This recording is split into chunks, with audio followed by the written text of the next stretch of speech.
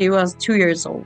And the day he died, when we've been gathered with other family members and all the people in the house, she held the phone and she tried to dial a number. And I said to her, "What are you doing?" And she said, "I want to call Kusai. Where he is, I missed him." And that was so hard for me. I had to explain that for her, and that we lost her brother and she can't see him again. She went into her safe room at 6:30 in the morning. From there, she talked to a lot of people. She engaged with a lot of people. She gave an interview to the radio from inside the safe room. And she told me she was angry with the broadcaster. Why? Because he tried to make her see only one side. And even in her circumstances, in the safe room, knowing that something catastrophic is happening, she didn't give up her views. Hello and welcome to this podcast from the Parents Circle Families Forum, a joint Israeli-Palestinian organization of over 700 families, all of whom have lost an immediate family member to the ongoing conflict. The title of this series, Holding On to Humanity.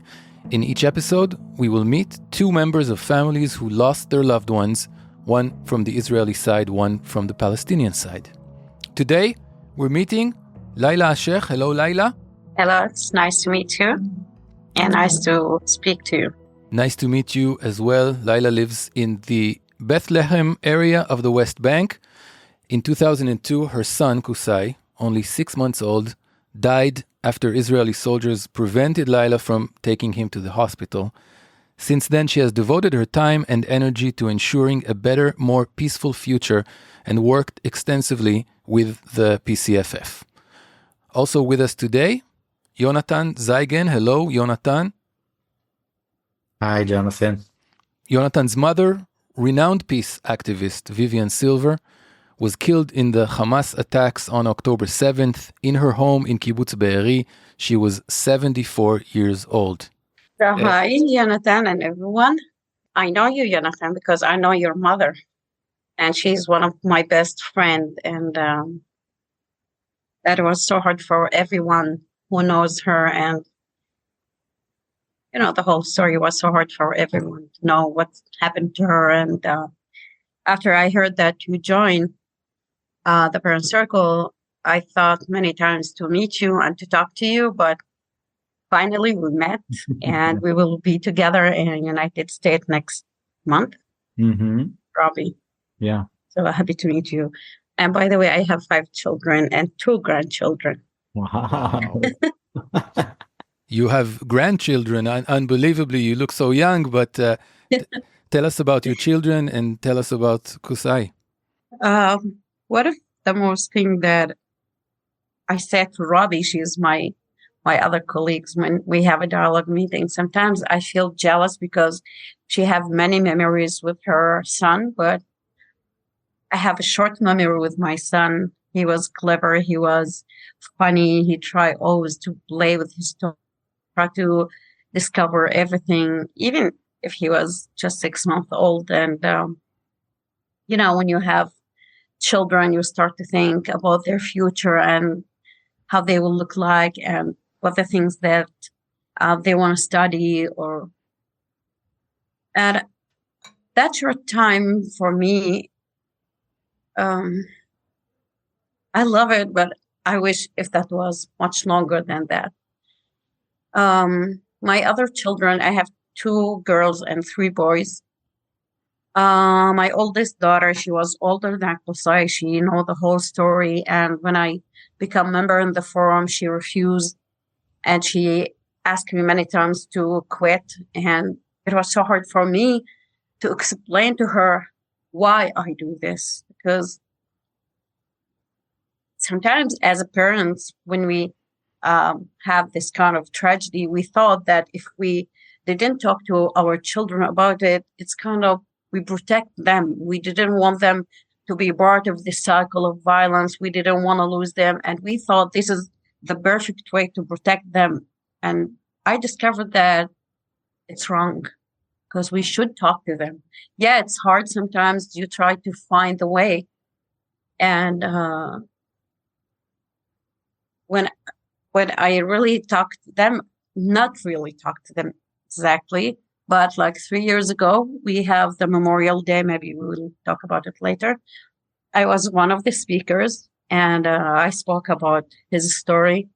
And when I returned back, my children saw that by Zoom, and I was really terrified when I get to my house, because I didn't know what their reaction will be. And she was the one who opened the door, and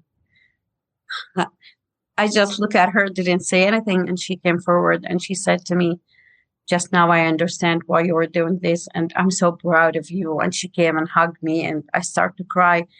And I felt if my children could understand that, everything will be easier for me. And that gave me much more power and courage to continue. How old was she at the time that he was killed? He was 2 years old. And the day he died, when we been gathered with other family members and all the people in the house, she held the phone and she tried like to dial a number. And I said to her, "What are you doing?" And she said, "I want to call Kusai. Where he is, I missed him." And that was so hard for me, how to explain that for her. And then I said to her, "He's with God now." And she said to me, "I want to go with him." I said, no, please don't say that. And imagine how much that hurt, how to explain for 2 years child that we lost her brother and she can't see him again. Yeah. And for like 3 months, she have a girl, and she looked like exactly like her brother. Now, recently, 3 months ago? Yes. This is your granddaughter.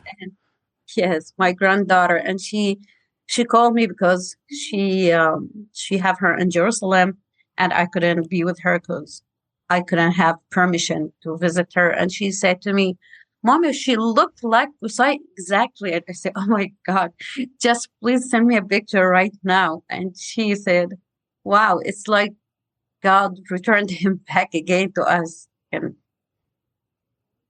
sometimes, we try to think like that because we want to encourage ourselves to memorize them or think about them all the time. Like these days, sometimes when I saw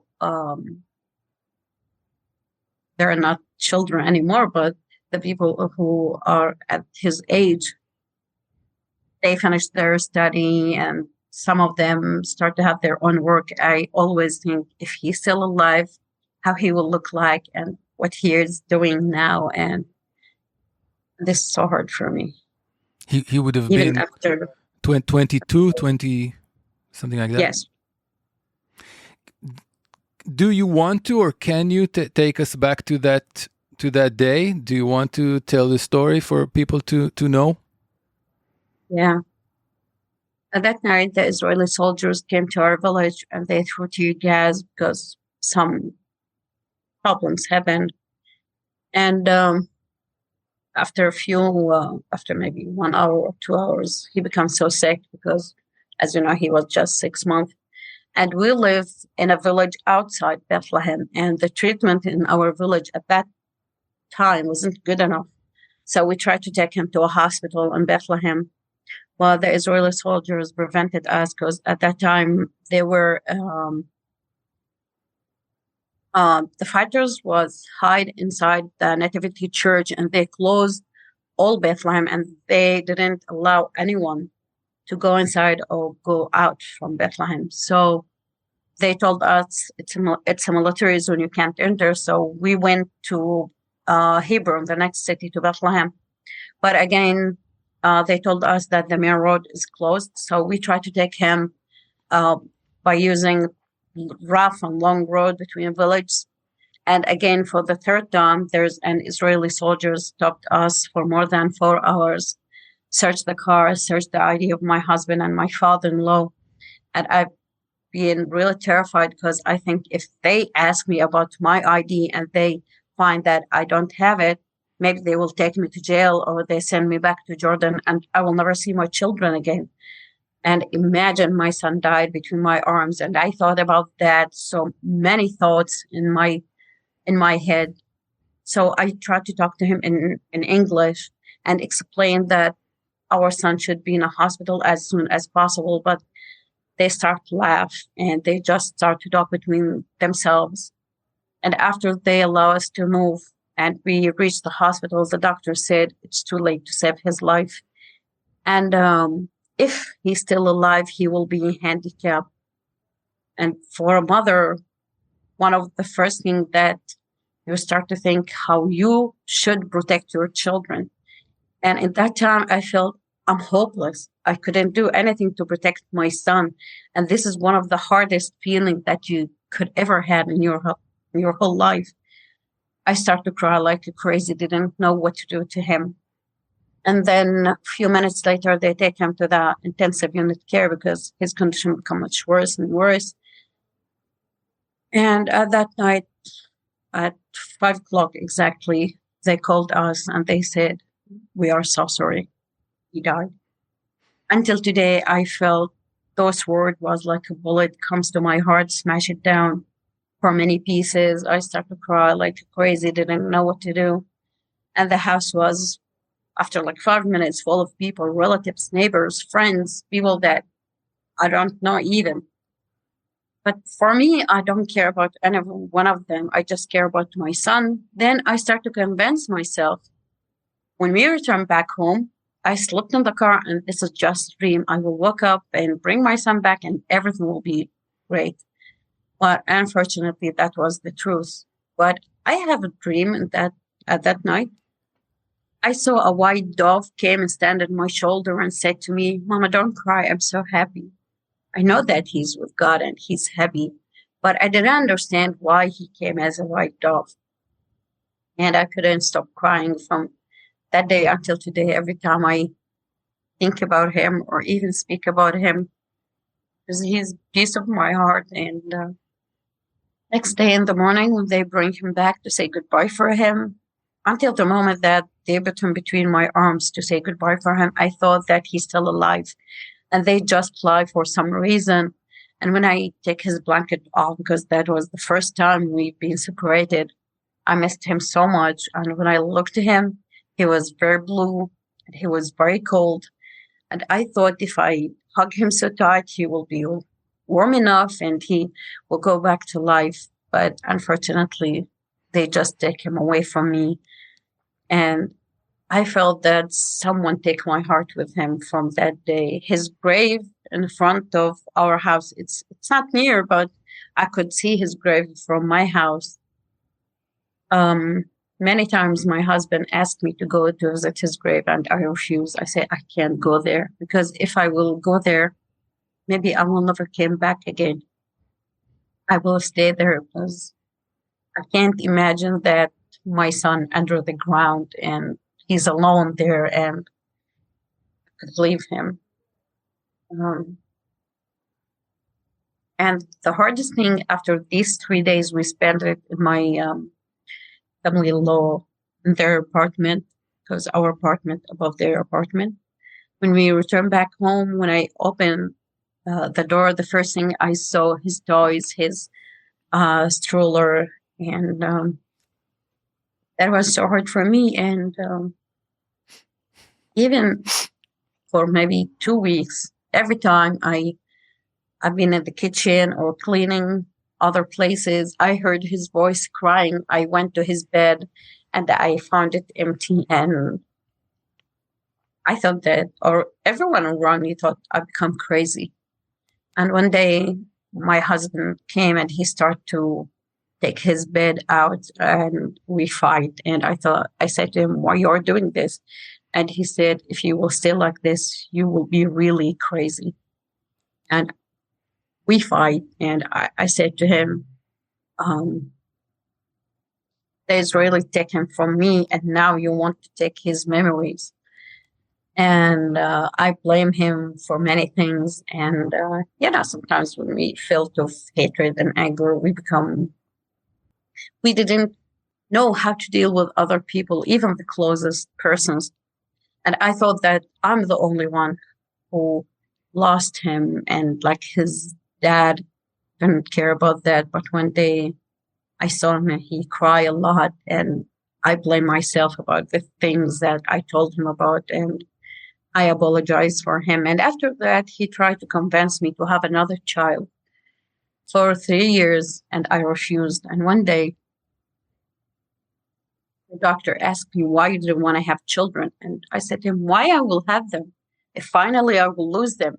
If not in early age, maybe after they become older, somehow they will be part of this cycle of violence. And if they are not being killed, maybe they will went to jail for the rest of their life.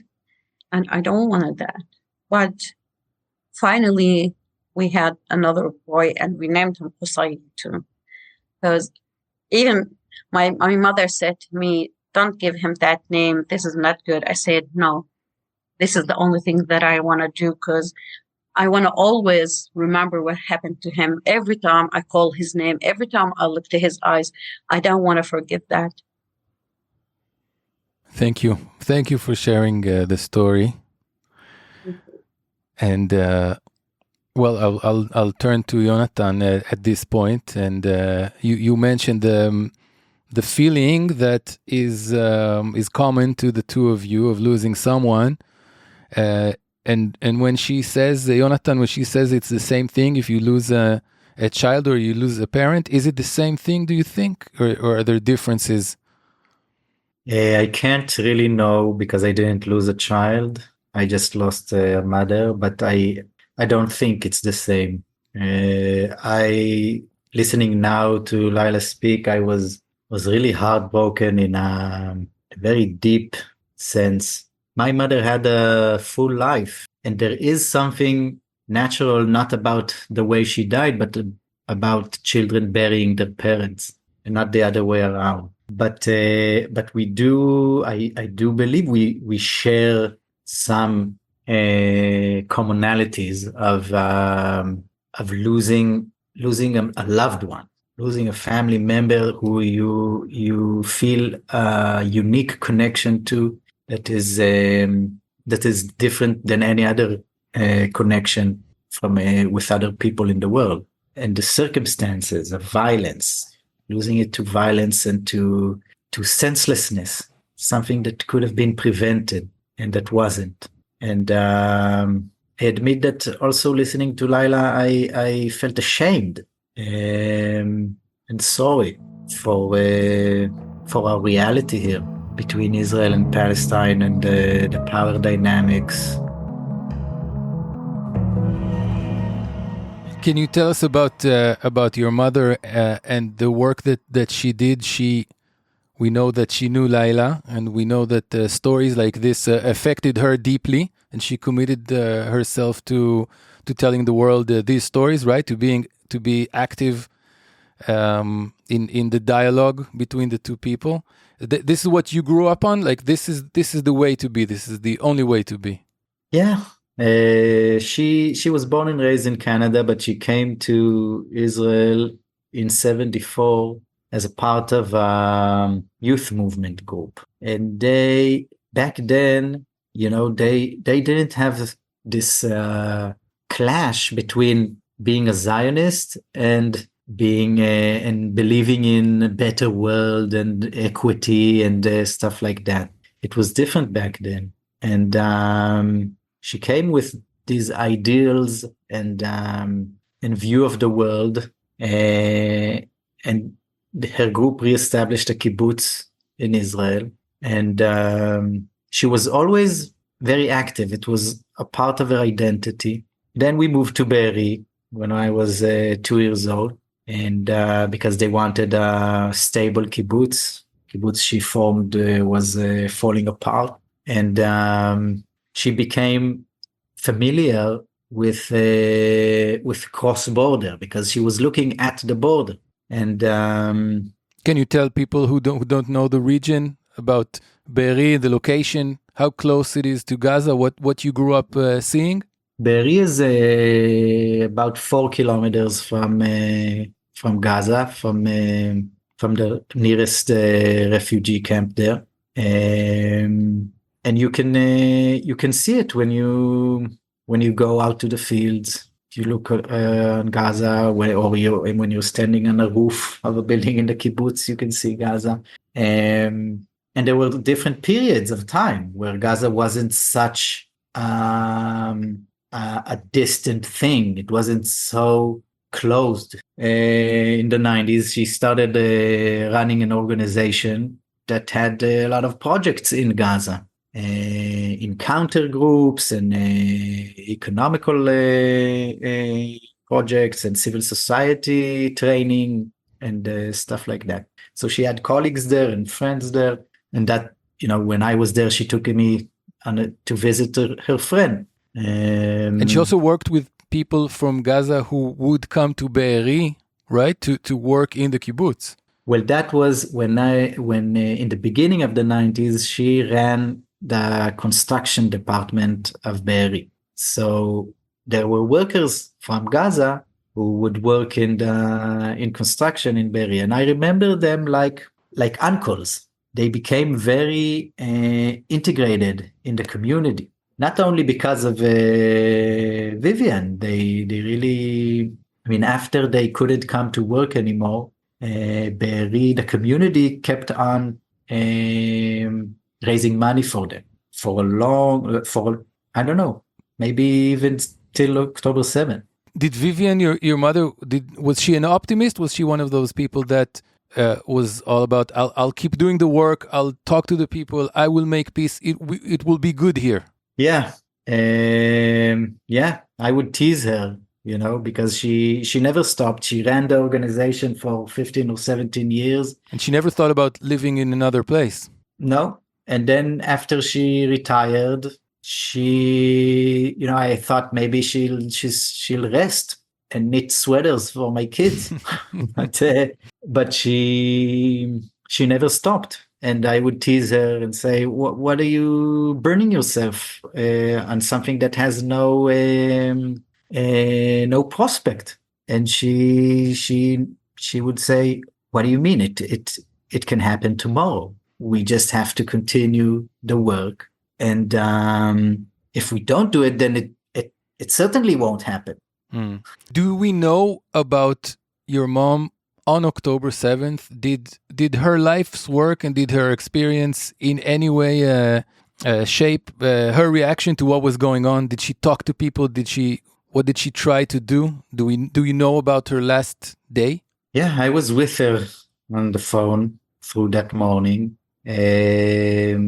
She went into her safe room at 6:30 in the morning, and from there she talked to a lot of people.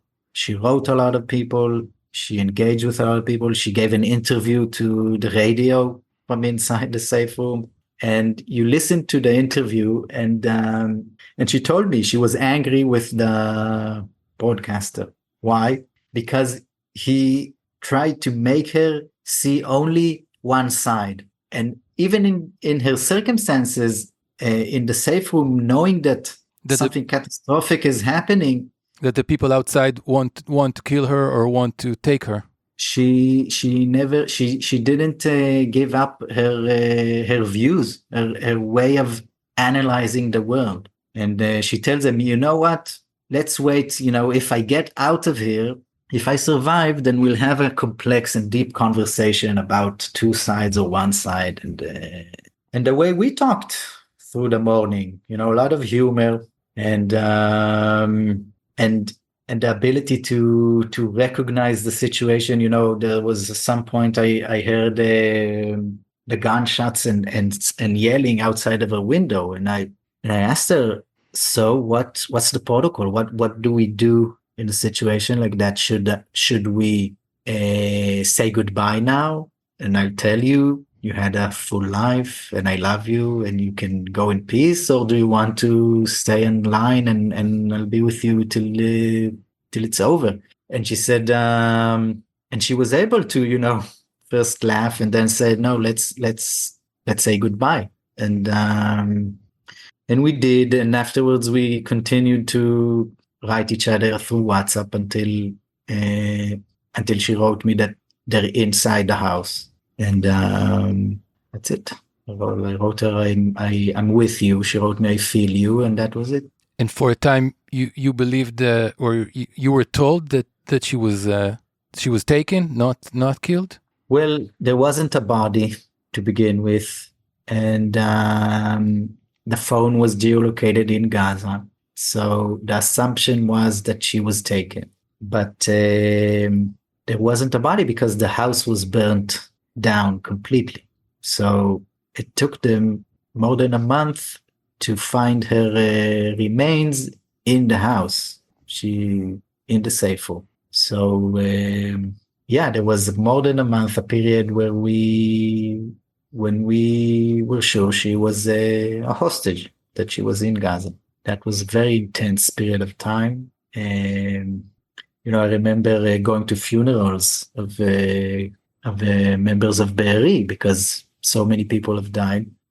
And I would hug, a mother that just buried her son, and she would feel sorry for me. And I didn't understand it. And she told me, we have mechanisms to deal with loss, not with this uncertainty of a missing person, of someone who's been held hostage, of this continuous helplessness. Right? When you lose someone, it's helplessness. I remember the feeling of helplessness, talking to her on the phone and not being able to do anything about it. But then it's over. Then you start mourning, you start processing, you can gain control on your narrative, or you can fight it. It's something but to the people who after we realized she was dead, I understood what she was talking about, what the other mother was talking about. Have you been back since to Be'eri? Yeah, I was there before they found her. I was looking in the safe room and I didn't see anything outside of wreckage. Only archaeologists could find the remains. Did you have an angry period?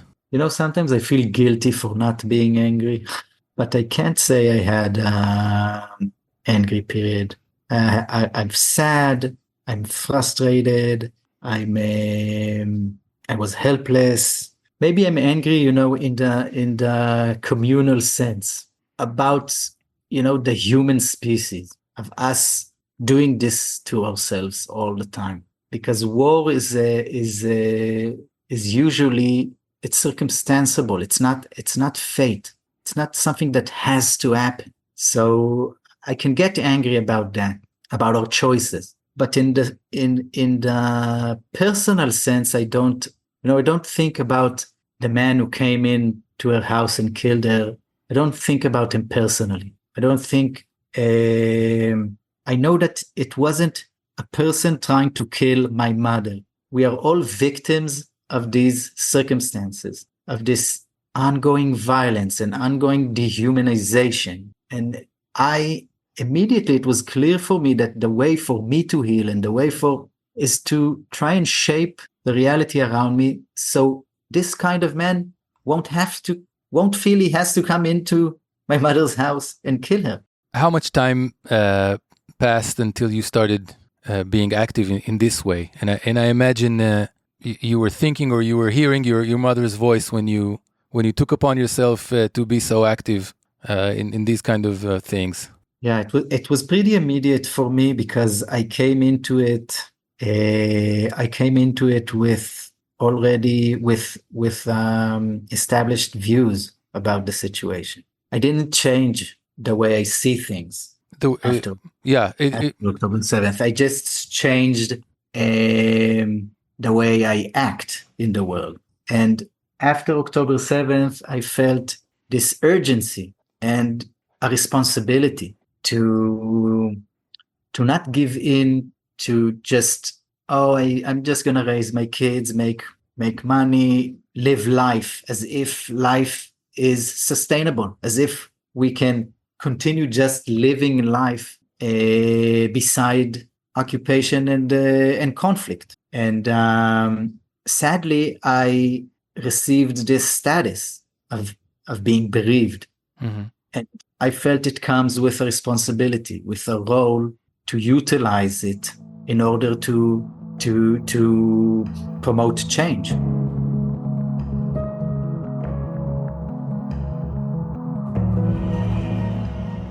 Laila, I want to go back to you now because you knew Yonatan's mother, and it seems like you shared similar views.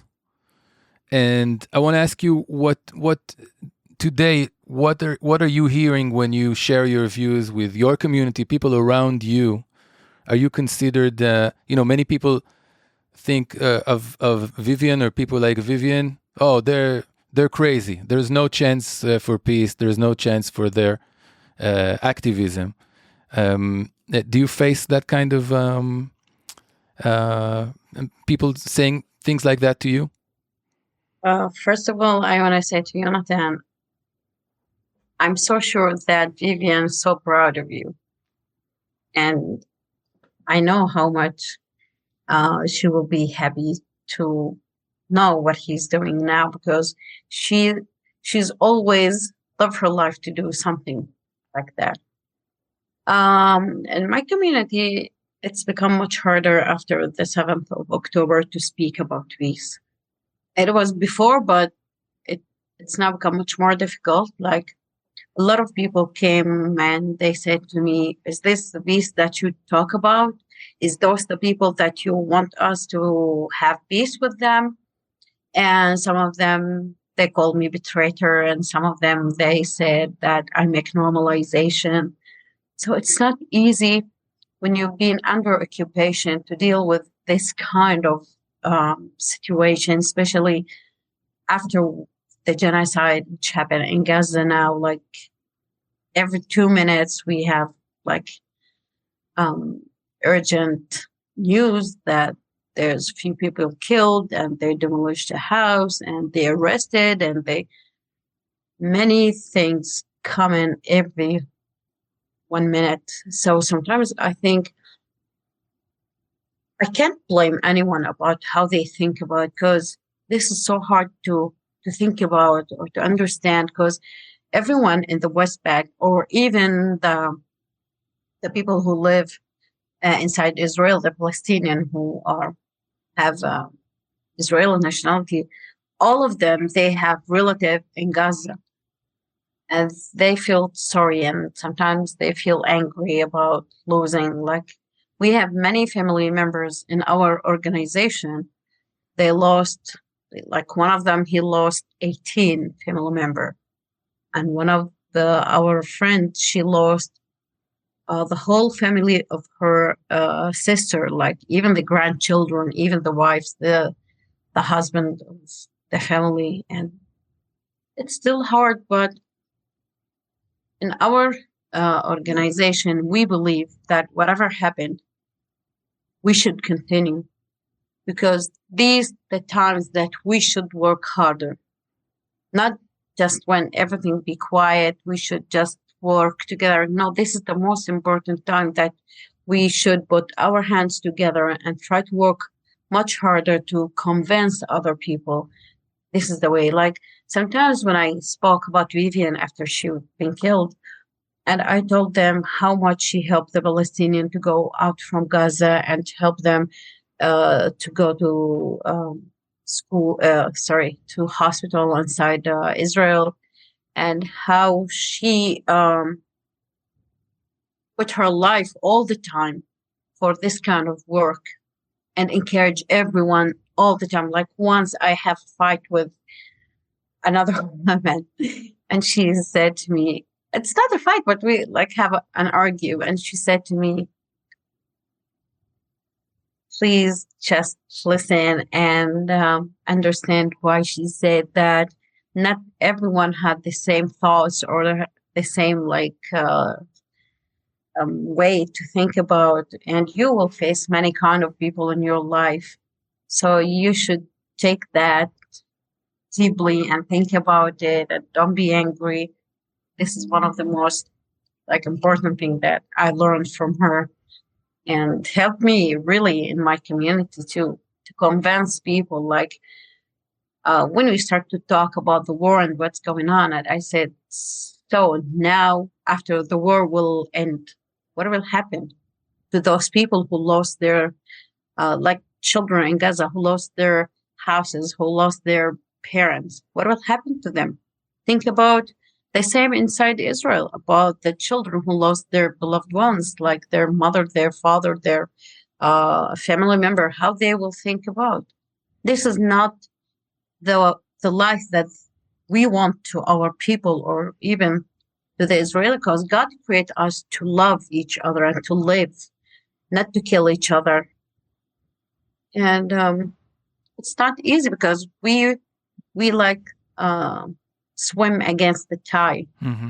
So it's not easy. And both sides, like even the Israeli side, I know that they face the same thing. And this is what I heard from colleagues. So we're speaking in English, and we're creating this episode for people to hear your stories all around the world. I think it's time to say something about what do we want from them? What can we say to somebody listening to us? I don't know, in South America, in Australia, in Europe, and they know a little bit about the conflict, like you said earlier, Laila, but they don't know everything, and they don't know people. Is there something you want to tell audience around the world? Yeah, of course. And this is the most question that I love, because always we have that question.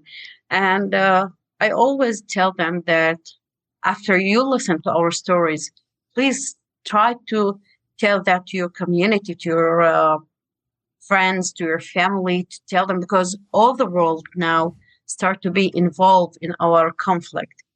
And most of them, they didn't even know where we are in the map. So I want to tell them, don't pro-Israel, don't pro-Palestine, please pro-peace. This is what we want.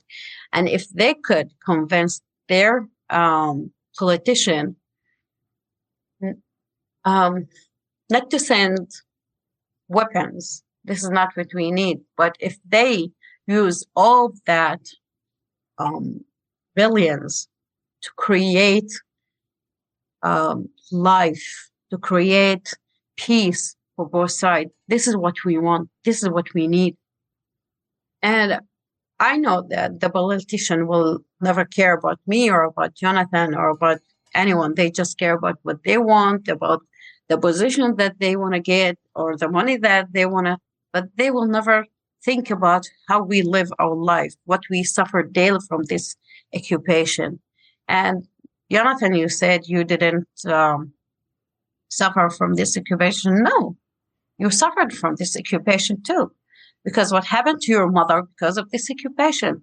What we now, this war about is about occupation. Like when you occupied people for more than 17 years, they don't have electricity, they don't have water, they don't have job, they don't have anything in their life.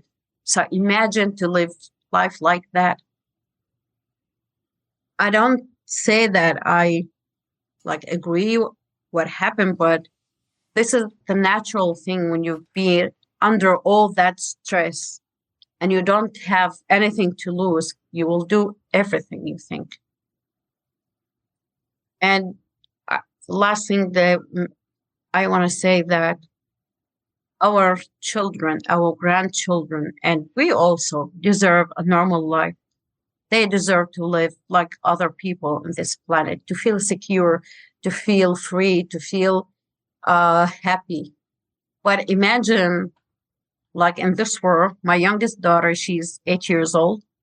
Once she painted something and she came to show it to me, and I was really shocked when I saw that she painted a house and there's a rocket in the sky and there's people in the street and all of them were gray. And I said, why you paint like that? And she said, because when the rocket hit the building, everything will be in gray. I was thinking, oh my God, like this is not the way that she should think about. even in my village, because we didn't have shelters, we have like 10 rockets. It fell down in my village. We didn't know if it's from Hamas or from the Iron Dome. And she until now still feels terrified when she heard any kind of noise. This is not the life that I want for my children or my grandchildren or even for anyone in this world. And sometimes I ask myself why this happened and for what and for whom. Even if we want to end this occupation, and I know this will end one day, because if we will look to the history, all countries who've been under occupation ended. I don't know when, I don't know how, but I don't want to hear that call again to tell me, we are so sorry you lost your son or beloved ones. Until today, my oldest son, now he's 21, and he worked in a company. He like a delivery. Sometimes he went to other cities like Ramallah or Jericho or Hebron.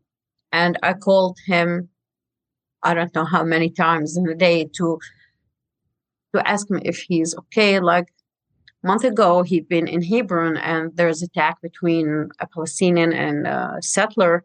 And they closed the road from 12 in the afternoon until 9 in the evening. And imagine, like every 5 minutes, I call him, what's going on? And they even throw tear gas around them. And I told him, don't escape, because if you escape, maybe they will shoot you. Stay whatever you know. And I don't want this life to my child. I don't want to wait every day. And this will cause health issues, really. Because if you're still under stress all your life, this is not the life that we want. If you are not part of solution, don't be part of the problem. Because, sometimes people, when they try to involve themselves in our conflict, they make it much worse. Like when Trump tried to change the embassy from Tel Aviv to Jerusalem, he thinks just, I want to bring it from here to here. No, this is not like that. That caused many, many other difficulties in our life. Do you have a memory from Vivian that one of your meetings or something that you did together that you can share with us? Last time when we met, we've been in the United States, in Washington. And I didn't know that she will be there, and even she didn't know. And when we saw each other, and we were really surprised, and we hug each other, we start to talk, we start to laugh. And the funniest thing that was at Christmas time, and me and her just standing there, and there are a few people who sing songs about Christmas. And I said to her, imagine a Muslim and a Jew celebrating Christmas. And we laugh a lot, and we eat chocolate together. And it was really the greatest time that we spent together. I think that what the international community needs to recognize is that they weren't passive in this conflict for all these years. They were actively participating and enabling the occupation and the conflict. And that now, in terms of geopolitics, it became a bigger problem for the international community that the conflict is pursuing instead of ending. Then, because they were active in enabling it, they have a responsibility in stopping it. And they also have the power. It has to come from the ground, it's true. And in the end, Israeli and Palestinian leaders will sign an agreement. But the international community has the resources to push forward this capacity to get to an agreement in terms of conditions on aid, and in terms of incentives, and in terms of resources being directed into civil society and into political initiatives. No conflict, most of the conflicts in the world aren't solved particularly between two sides if they are conflicts that affect geopolitics. Always there's a international intervention. And so that I mean in the political sphere, administrations, they have to create an international alliance that has authority, that has the ability to offer incentives and to inflict sanctions. In terms of listeners, in terms of the just people, like Laila said, I get the feeling when I look at the discourse in the world that North Americans and Europeans are importing our conflict instead of exporting solutions to us. And when they talk in the same language as people here in Israel and Palestine talk, but they don't pay the prices and they don't know they're not really informed in so they have the privilege. I'm not saying it in criticism. I'm saying it as they have the privilege to promote a constructive idea instead of feeding into the destructive ideas that we collapsed into by living the conflict for so long. So like Laila said, being pro-Palestinian or being pro-Israel in North America and in Europe is not constructive to us, because Palestinians won't be free without peace, and Israelis won't be secure without peace. Nobody is going anywhere. Decolonization is a dream, is a fantasy, and a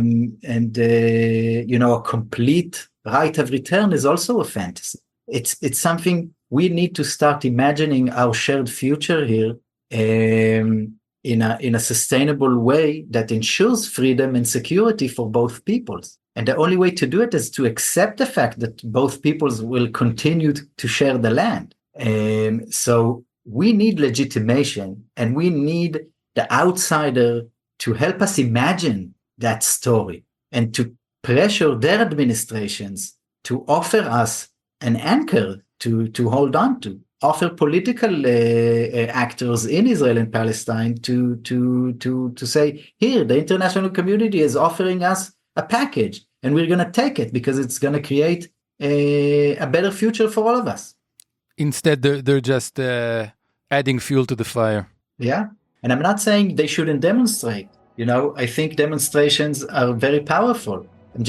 I'm saying, like Laila said, they need to make the effort to march together, Jews and Muslims in North America and Europe, with a peace flag, and not or both flags, not just pro side, because being pro one side will never get that side any further than where it is today. Yeah, we have enough of that here. Yeah. Okay, friends, we'll wrap it up now. I want to thank both of you. If there's anything else you want to add before we go, this is the time. But I just want to say it was very, very interesting and very, very emotional to hear your stories. And I thank you very, very much. Thank you so much. And I want to add something about what Yonatan said. I saw one of the demonstrations in the United States. There's Jews and Palestinian protest side by side, and this is what we want them to do, like protest with each other for one thing: to have peace and not ceasefire, because if we have ceasefire, after 1 year or another year we will have another war again, and this is not what we want. Thank you so much for listening, and thank you for everything. Yeah, thank you, Jonathan, and I'm sad and happy to meet you at the same time, Laila. Thanks. I wish to meet you so soon, next month. Yeah. I think we will have better time, inshallah. Yeah. Thank you both.